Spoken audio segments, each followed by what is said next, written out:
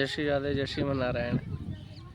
विचार ये है कि कैसे समझें कि भगवत भजन और भगवत स्मरण से मन, मस्तिष्क और हृदय में शांति मिलती है। ये किसके द्वारा हम पुष्ट करें इस बात को? बहुत से भजनानंदियों का, साधकों का, जो आध्यात्मिक मार्ग में जुड़े हुए हैं, उनका ये प्रश्न है कि भगवत भजन से क्या लाभ होता है? क्या भगवत भजन से हमारी वाणी संयमित हो जाती है? क्या भगवत भजन से हमारा हृदय पुष्ट और सबल हो जाता है? इंद्रियां निग्रह हो जाती हैं और मन शीतल और शांत रहता है? क्या ये भजन से, स्मरण से या पुस्तकों का, शास्त्रों का अध्ययन करने से होता है? देखिए, महात्मा संत जन यही कहते हैं, चरैवेति चरैवेति। वेद का सूत्र है कि आप अगर कोई विषकृत जो व्याधियों के घर हैं, यानी व्यसन हैं, जिनमें तम्बाकू इत्यादि ये जितने भी हैं व्यसन, कोई भी हो, बख्शावक्ष हो, तो चेहरे पर आपको वस्तुतः दिखाई दे जाएगा कि ये व्यक्ति व्यसन करता है। दुर्बल होगा, खांसी ज़्यादा आएगी, कफ पित्त वात बढ़ जाएगा, चेहरा काला सा पड़ जाएगा, चेहरे पर बहुत निराशा, हताशा प्रतीत होगी आपको, यानी वो व्याग्रचित्त दिखाई देगा।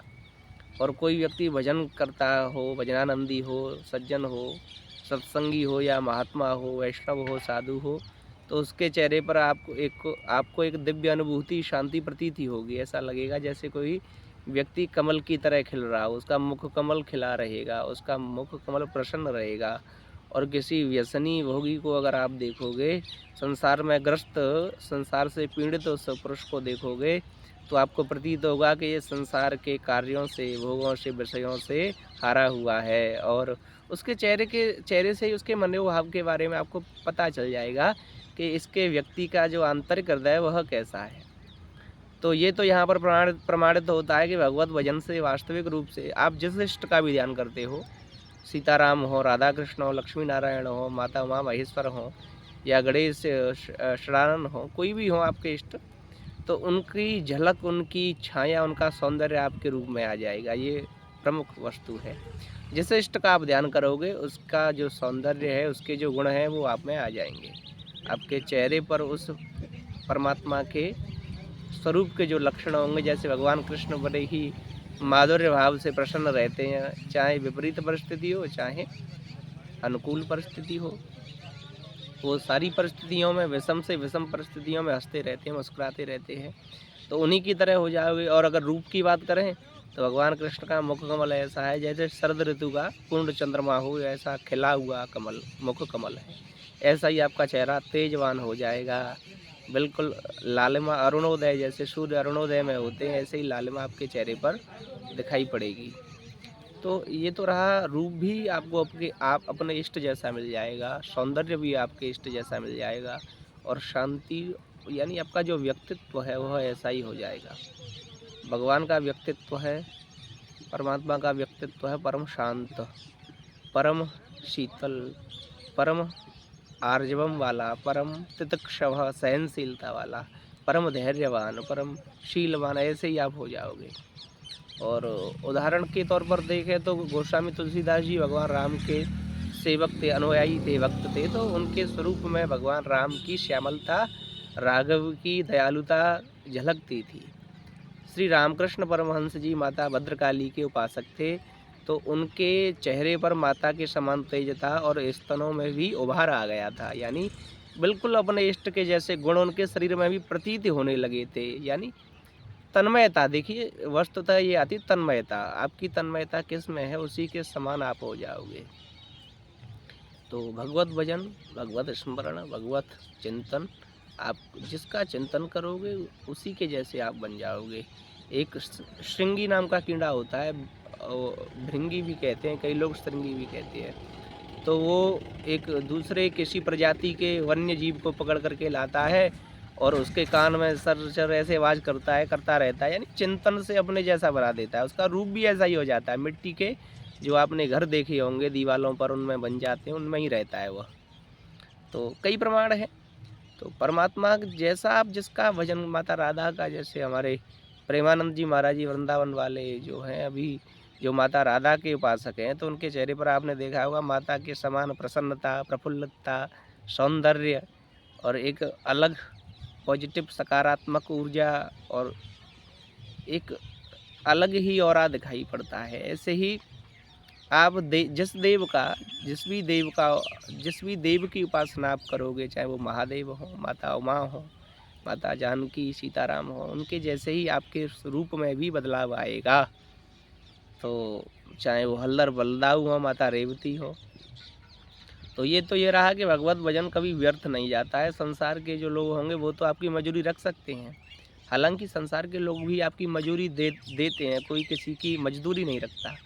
लेकिन परमात्मा तो बहुत दयालु हैं वो, कि आप जितना उनका भजन करोगे, जितना चिंतन करोगे, वह उतना ही आपको शांति, फल, ऐश्वर्य जो भी मांगोगे वो देंगे। क्योंकि वह अकामा सर्व कामोबा, उनके लिए ये बहुत छोटी वस्तुएं हैं। जो सर्वसमर्थ हैं, जो सारी सृष्टि के स्वामी हैं, उनके लिए ऐश्वर्य, विलासता, स्वर्ण, रजत, चांदी ये क्या है उनके सामने? ये तो एक तुच्छ वस्तुओं के समान है। एक एक यूँ कहें कि एक पहाड़ में जैसे कोई एक छोटा सा पौधा उगाए, ऐसे उन परम परमात्मा के लिए ये सारे ऐश्वर्य, ये सारी वस्तुएं तो उनके लिए एक क्षुद्र वस्तु के समान है। तो अपने भक्त को वो ये तो शीघ्र ही दे देते हैं। कभी भी भक्त के भजन की मजूरी भगवान नहीं रखते हैं। तो जो भी लोग परमात्मा का, जो भी व्यक्ति, जो भी भगवत प्रेमी भगवान का भजन करते हैं, स्मरण करते हैं, शास्त्र अध्ययन करते हैं, रामायण, गीता, भागवत का पाठ करते हैं, तो अवश्य करते रहिए। जीवन में बड़ी बड़ी विपरीतता भी आएंगी, विषमता भी आएंगी। आपको ऐसा लगेगा कि ये सब बेकार है। एक हमारा शिष्य, उसका आया था फ़ोन, शायद 2-3 महीने हो गए, महाराज जी एक इंसिडेंट हो गया था उनसे, वो तो मैं नहीं बताऊंगा क्योंकि वह उनका एक प्राइवेट है। तो बोल रहे थे मैंने मूर्तियाँ फेंक दी, सब कुछ तोड़ दिया, तोड़ फोड़ कर दी, क्योंकि मेरे साथ में 10 बार ऐसा हो गया है। कभी कोई पॉजिटिव चीज़ होती नहीं है, नकारात्मक चीज़ें ही होती रहती हैं। तो मैंने कहा भाई, कालय कर्म ईश्वर मिथ्या दोष लगाए। अपने कर्म के वशीभूत होकर के तुम्हारे साथ ही हो रहा है। न जाने कितने जन्मों के संचित कर्म साथ चलते हैं, लेकिन तुम इस जीवन को क्यों बिगाड़ रहे हो? इसमें तो परमात्मा का क्यों अवहेलना क्यों कर रहे हो, तिरस्कार कर रहे हो? जिन परमात्मा ने मानव शरीर दिया, तुम्हें सहन करने की शक्ति दी है इतने बड़े इंसिडेंट को, और तुम उनको ही फेंक रहे हो। तो ये तो अपनी विचारधारा के ऊपर है।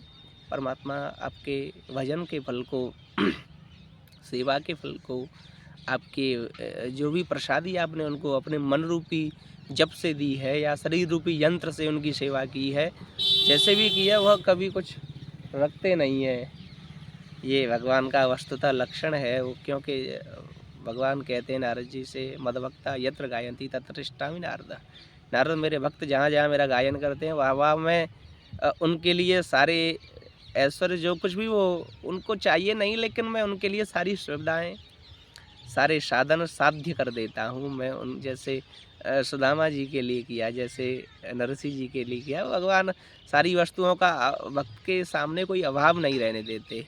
वैसे तो भक्त है तो उसे अभाव दिखाई नहीं पड़ता है, क्योंकि उसके पास तो सारे संसार की जो निधि है वह परमात्मा का नाम उनके पास है, तो उनके पास तो कोई अभाव है ही नहीं। लेकिन परमात्मा फिर भी उसको कोई भी दुख, क्लेश, अशांति नहीं होने देते। तो यही मैंने आपको बताया आज के भगवान के चिंतन से, स्मरण से हमें क्या फल मिलता है। जय श्री राधे, जय श्रीमन नारायण।